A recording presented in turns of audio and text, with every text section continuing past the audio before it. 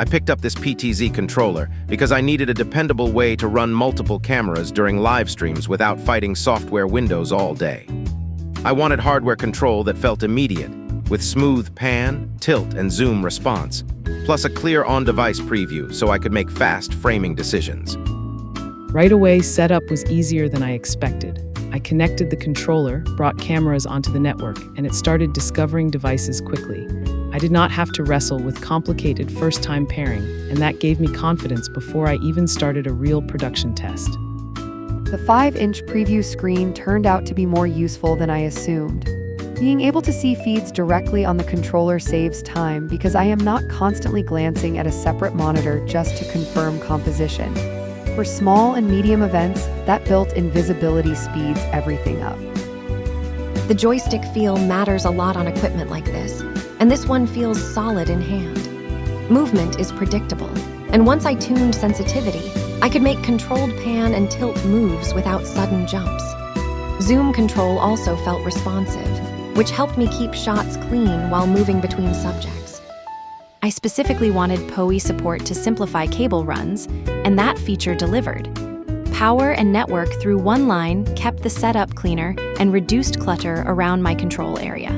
For recurring live setups, fewer cables means faster setup and fewer points of failure. Protocol support is another reason I stayed with this unit.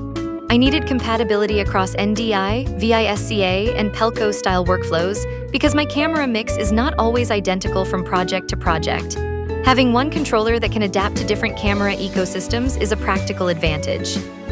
In live use, preset recall has been one of the biggest workflow improvements. I can store framing positions, trigger them quickly, and get repeatable camera moves without manually rebuilding each shot from scratch. That consistency makes productions look more polished and reduces operator fatigue. Track recording and playback also helped during rehearsals. I recorded movement paths, replayed them, and got smooth motion that looked intentional rather than improvised. For event segments that repeat, this saves time and improves reliability when timing needs to be tight. The controller layout makes sense after a short learning period. Dedicated camera buttons and quick access controls reduce menu diving when I am under pressure. Once muscle memory kicks in, switching between cameras and functions becomes fast enough to keep up with dynamic productions. I did notice a few limitations. The menu text can feel small, especially in less ideal lighting, so precise settings work may require a closer look than I would like. It is not a deal breaker, but interface readability is an area where I would welcome refinement.